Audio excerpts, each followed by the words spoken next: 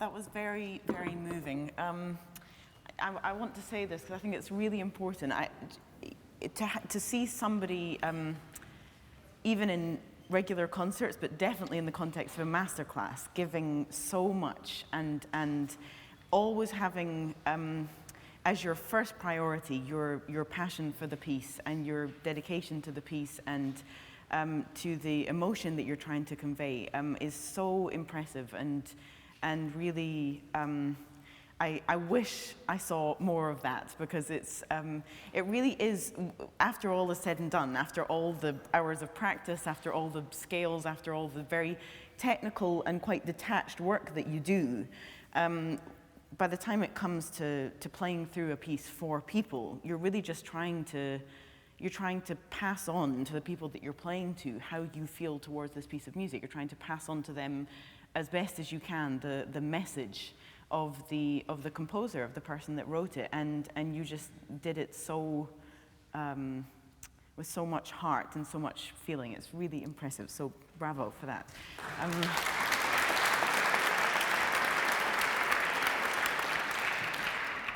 It's a difficult thing, especially with really passionate pieces like this one. You want to throw yourself into it, but at the same time you're constantly trying to balance, obviously, a lot of control and your sound quality and all the, like I was saying, all the technical parts of playing your instrument. I think, who is it you study with?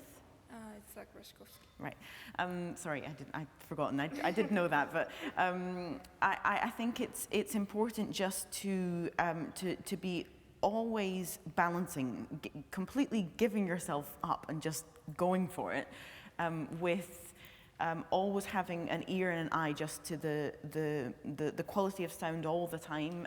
That you're balancing, not too much pressure with really trying to project as much as possible, and then also, just a few sort of accented places that I would say need to be a little bit more legato, a little bit more smooth. I think there is a kind of color and a kind of sound that you did get in a few places. Here was definitely one of them. That was absolutely beautiful. But I would say a color that is more ethereal, a little bit more distant, a bit more wispy. Like here, the sound was very definite.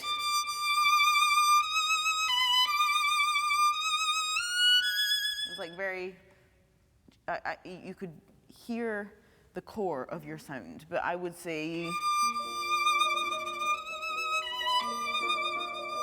so you're almost playing around the sound. The sound never sounds like it's starting or it's finishing. It's not too defined.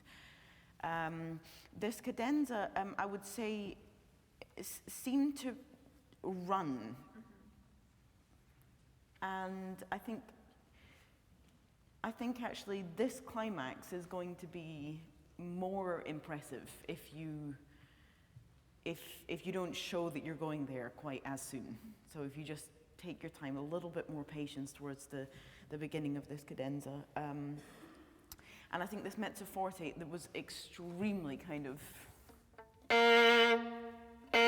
but I feel more it's like a weight of something dropping rather than like a statement, like you're really, I would just say it's just heavy.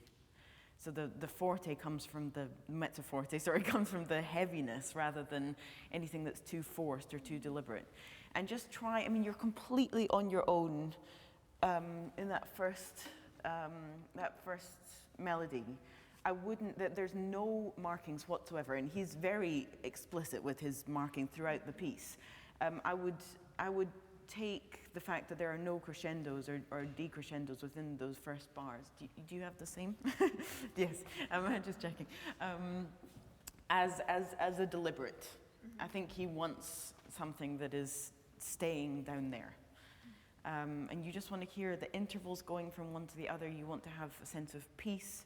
you don't want to be doing too much to it. Just really be as calm as you can, as calm heartbeat as you can, calm bow, just kind of pacing your way through that beautiful melody. Do you want to just try? Can I move you over there a wee bit as well?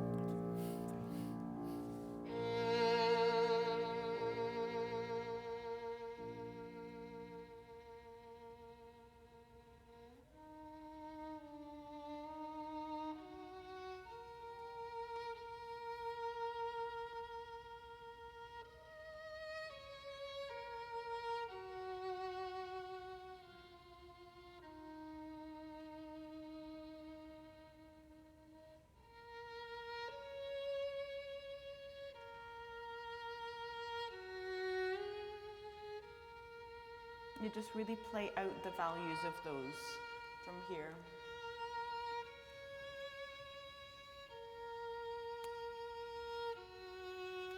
Yeah.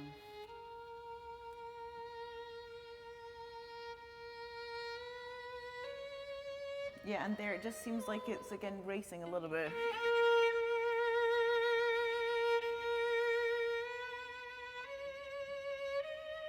You want to feel the color in every note, just from the long B flat.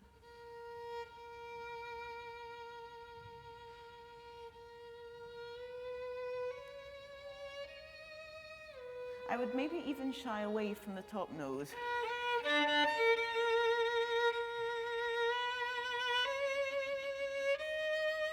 So you're not landing there. Maybe just retreat slightly. Yeah. And don't move off it too soon.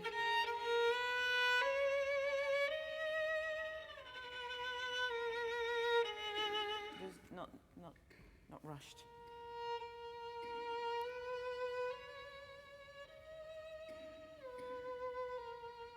Yeah. And can you feel that interval a bit more?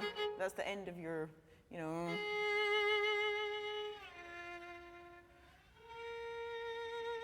that's the beginning.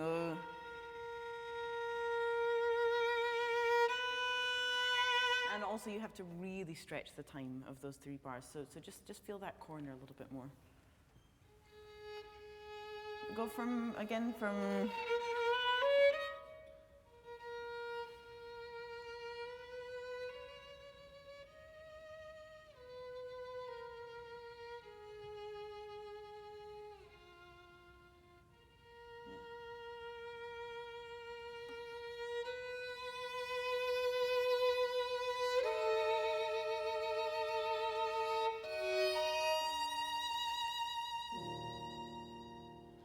Yeah, and just something to keep in mind when we go into the next place. Just watch, because sometimes you have a lot of noise around the instrument that you hear on stage, but you don't necessarily, you hear next to your ear, but it doesn't necessarily carry.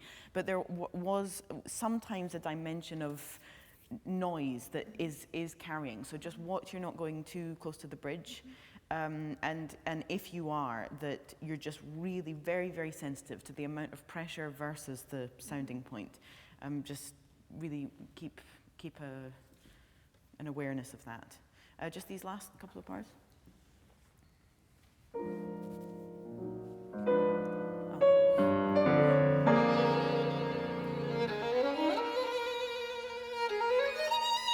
Every time you're getting to the end of, there's just a little scratch at the end.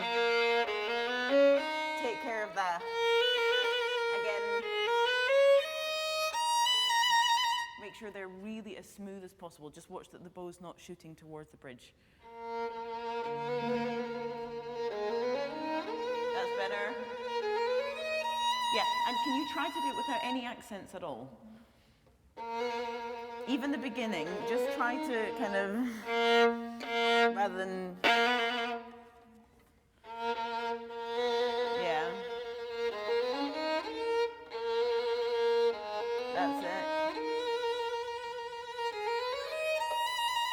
Yeah, and really, what the notes?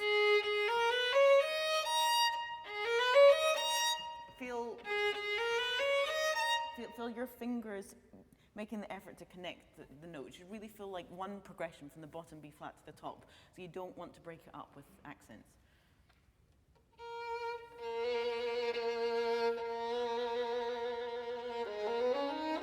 Could you just for me, try turning up your bow slightly? You're using, I mean, there are all kinds of different ways to tighten your bow. Some people have it extremely loose, but if you do have it loose, then generally you're not going to be using as much pressure. You're using quite a lot of pressure, and I see it often touching the wood, and sometimes that wood sound is carrying. So maybe just either try a bit less, let's try it tighter now, and otherwise the option is maybe a bit less pressure.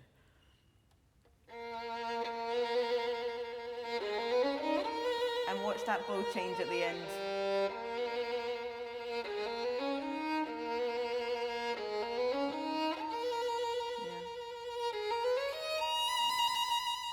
That's a good sound, yeah.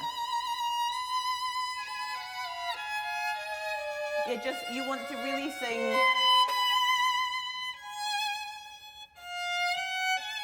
You want to sing those notes, so just don't rush off them too quickly. I would really vibrate that.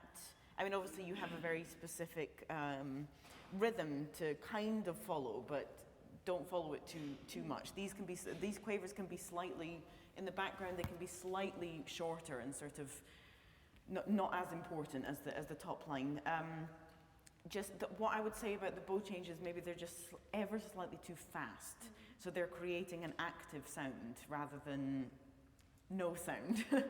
So just the actual movement is great. It's just a little bit too active.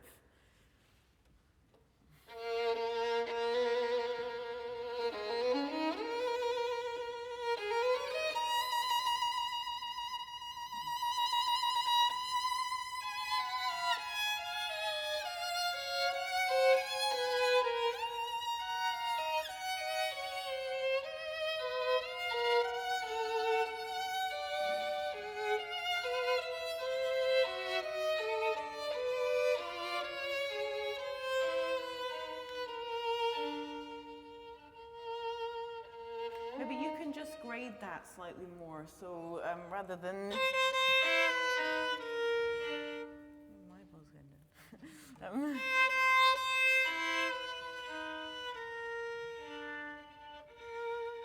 So it's not sort of you're running and then you stop. You're just gradually slowing down, and I wouldn't have maybe such a big gap here.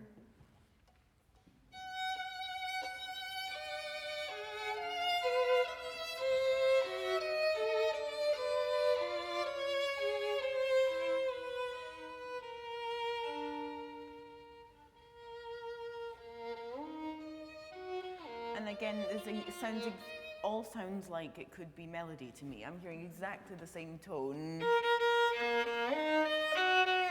in all of those notes where it's been ages since I've played this. Then I'm exaggerating.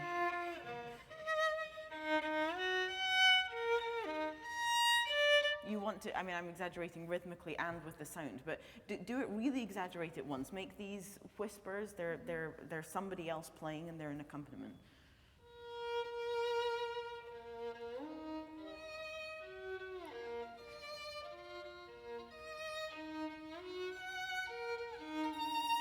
And now can you play it completely in time and just, it's like these should be ghosts.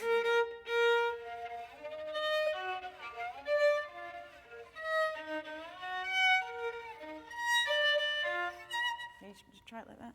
So, and the point is not to focus on playing it like that, but all you're actually hearing in your own mind is the melody. So it's like the rest, your fingers are playing, but you're not hearing at all. You really just want to hear, and then you have to obviously shape the melody as much as possible.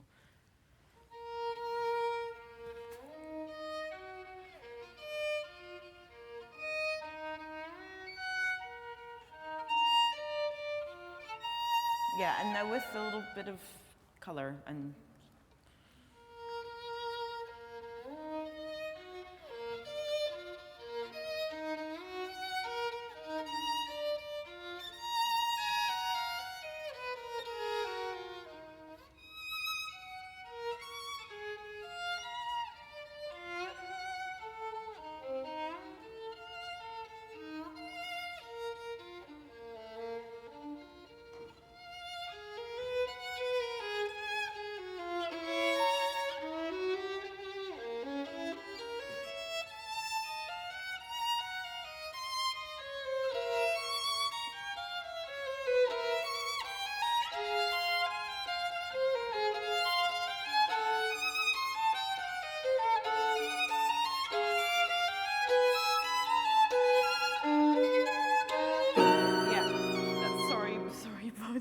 Wait, no, that time. You got to play one chord. Yeah, I feel like perhaps around here, there's just a little sort of glitch that's stopping everything really connecting and being really, really legato. And it might also, working on that might actually help you creating more colors as well. Can you just actually try... Just play it just play the melody, just play it really as, what color do you want with that? Just really try to imagine something. What color do you hear there? And don't worry about anything else. Just try to play that melody with the best color you can.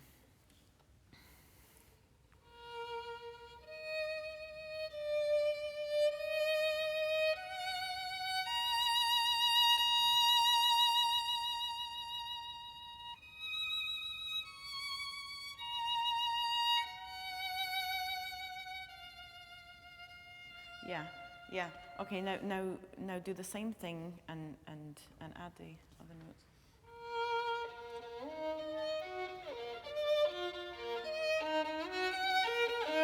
Can you just try doing the whole thing slightly nearer the fingerboard, and so that also the string crossing is slightly closer there, because at the moment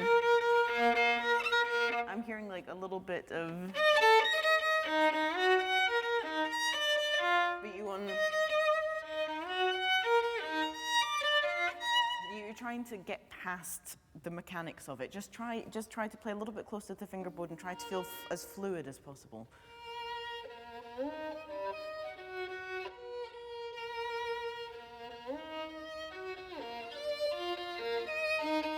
That's better.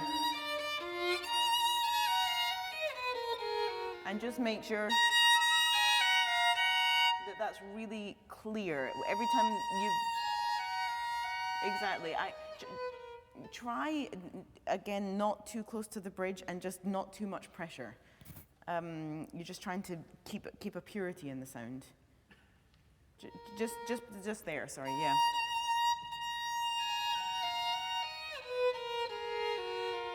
Yeah, that's good. And watch all those. You have to work out a way to do that silently. All of those have to really legato.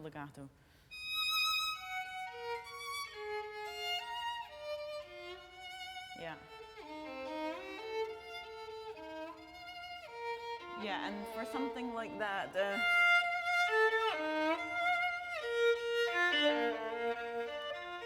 you can be a bit more free.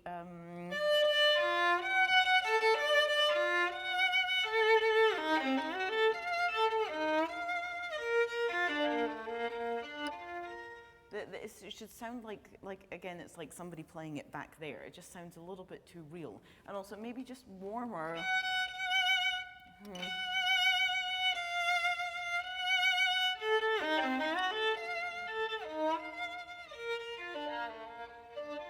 And then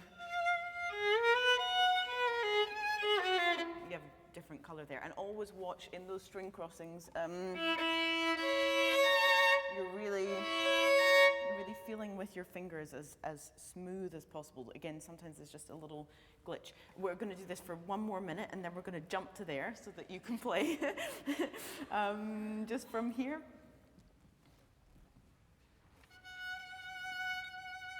That's a nice sound.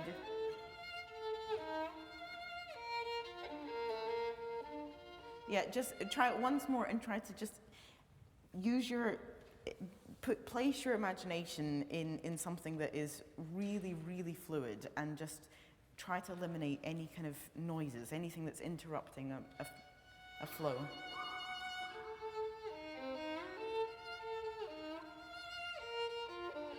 Yeah, the only thing now is just you have to re-articulate that F better.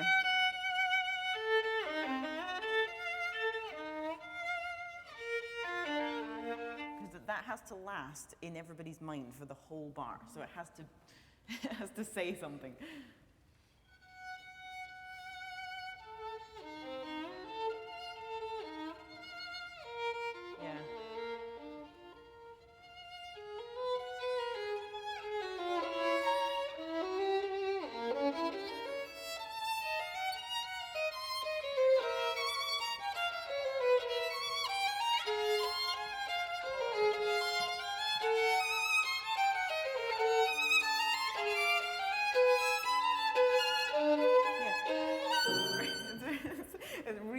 good. I just feel like sometimes once the down bow starts, the direction of bow etches towards you a little bit.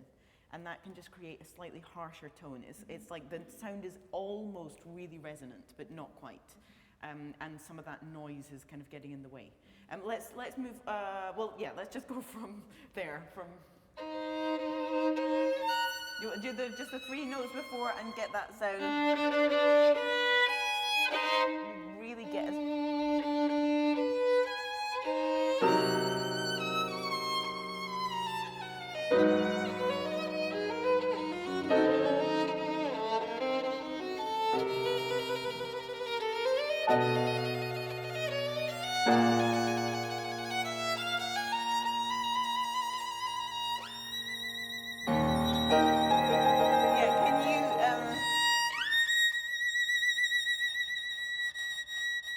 Can you somehow not?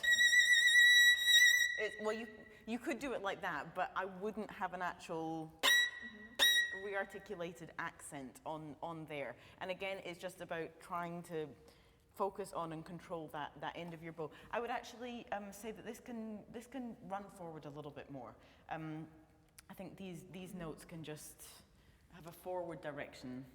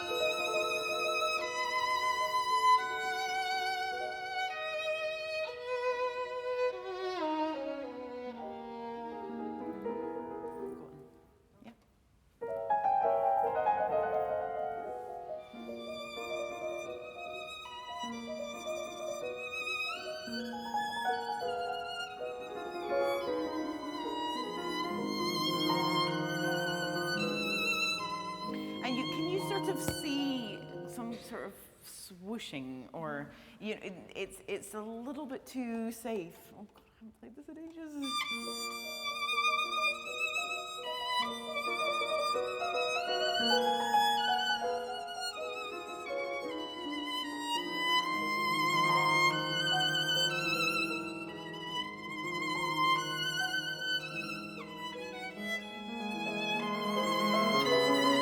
You're constantly playing around with the meter, with the sound. You should feel like you're spinning something. Definitely not up and down bows, and definitely nothing that's just too formal.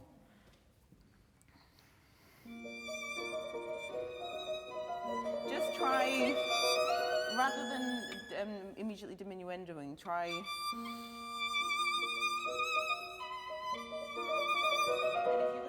To how Bodge is playing and what she's playing, that kind of naturally follows that.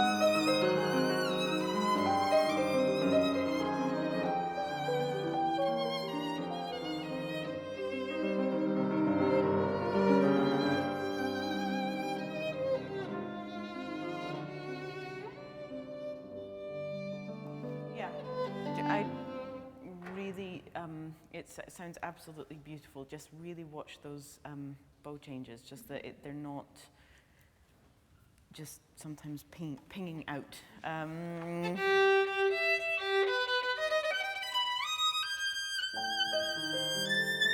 this you can expand.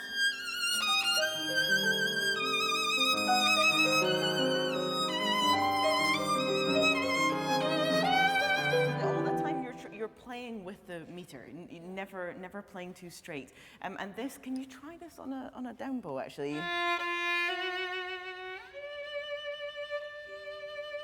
I mean, you play it beautifully. I just think it's one place you could milk even more. Maybe just from here? Yeah, it's just, sorry, it's sounding just very schooled. I think just try, can you have a little bit more freedom, a little bit more air in the sound? Just let it breathe. Yeah, that's better.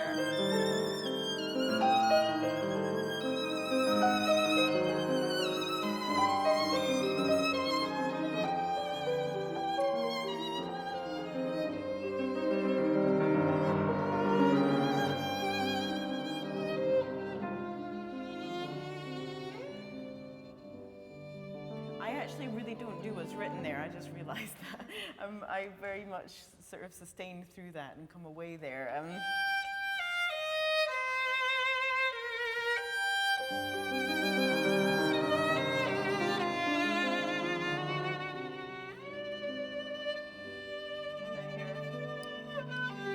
You're in a different place there. Maybe you could try it.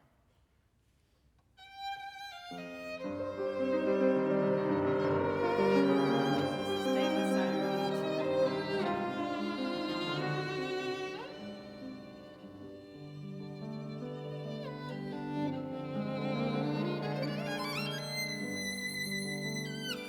Try that once more again, and just really, there is a fine line between you almost making it smooth and what goes out there and what everyone hears, not watching you, but just really, really listening to you.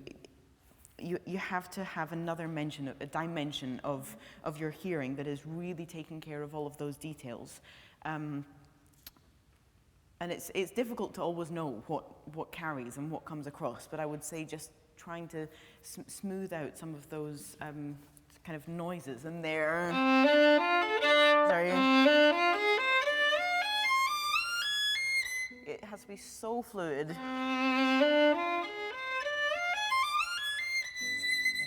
That it shouldn't sound technical, it shouldn't sound noisy at all. Just try to keep your hand as soft and kind of mushy as possible. Just from the piano.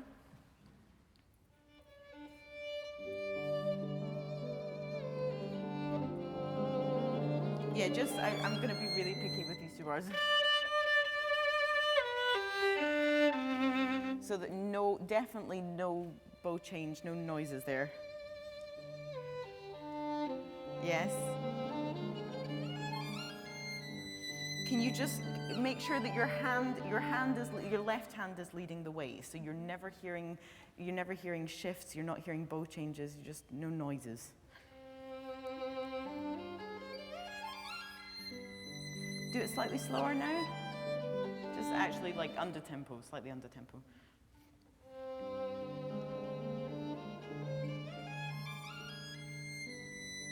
Yeah.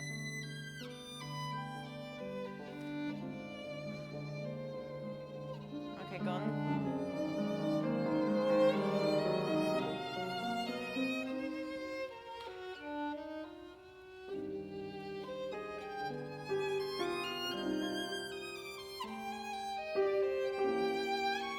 Yeah, I think if you play it so precisely, it actually attracts more attention to your part than the theme. Yeah. So if you're kind of, I'm going to play wrong notes here, sorry, but.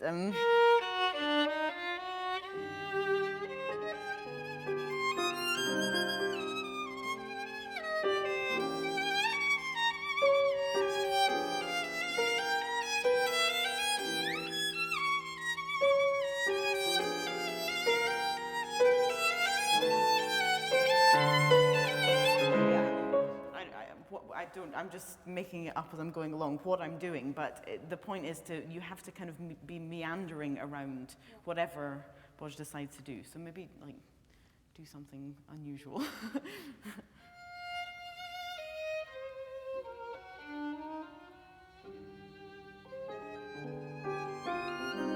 Nice.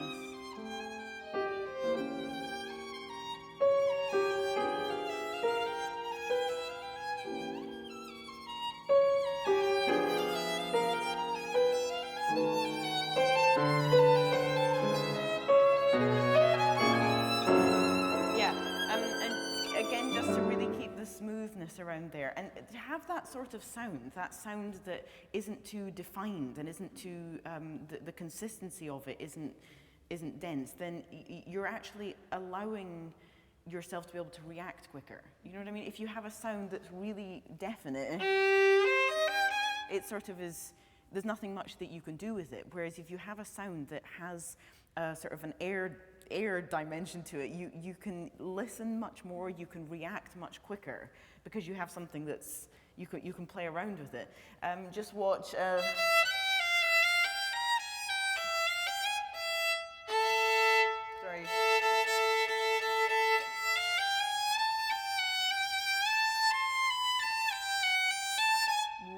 Really saving the bow. It has to be as sticky as possible. It's just, again, sounding a bit too, and then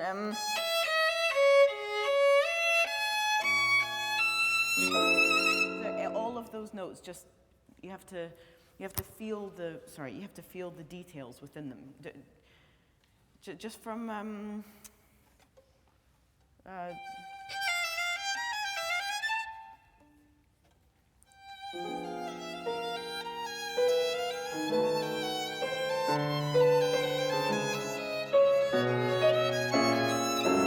can you just actually expand there more? Really save the bow.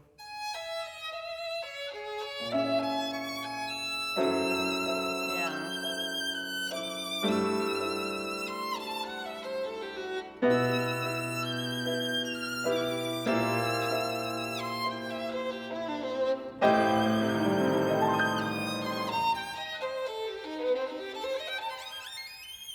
And try that once more and really just clean sound as much as possible.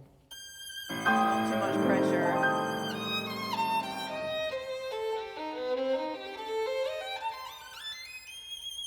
And now do it in tempo, and I want you just to keep that awareness of your sound.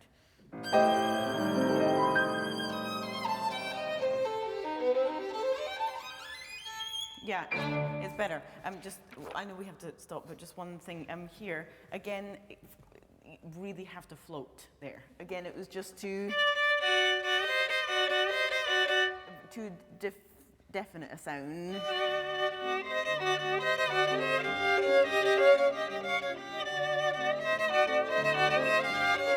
And plus, it is French music. I mean, you really have to. You have to create an impression. You have to create a color. You have to step into the world of the heritage of this music and the colors and language that he was dealing with. And I think there are definite rhythmic things and definite color and sound things that you can sort of steal and adapt and then of course make your own. Just try this beginning.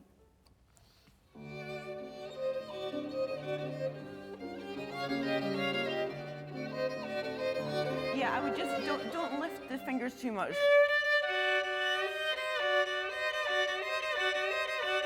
That's really smooth and the same. I would maybe keep down the first and second fingers. Yeah, I'm still hearing a glitch. Try again. Yeah, try again. Yeah. Yeah. Just allow your fingers to kind of creep around a little bit more. They're very strong and very articulate, which is great, but you don't always want to hear the fingers moving. You just want to hear notes. So I would just really try a slightly softer approach, but with both hands, actually. You have so much character and so much. It's very, very dramatic how you play. It's very passionate. It's extremely expressive. But I just think it can take sort of smoothing over a little bit. And sometimes it only takes, like with a piece like this, just to go through from beginning to end in extremely slow, painful detail. Just hearing any noises, any unwanted noises that you're making while you're playing, and trying to take your mind kind of out there, just thinking what is actually projecting. because so often when we're playing, it's so easy just to get caught up in what we're doing. We don't actually have a perspective that's from a distance. And I think there's just a few places throughout the piece that you could really just clean in that way and make sure they're more fluid, and all we're hearing is the note and your expression, and that things aren't getting in the way of that. Because what you have to say is a lot, and it's beautiful and very powerful. So I think that would help. Well done. That's great. Well done. Well done.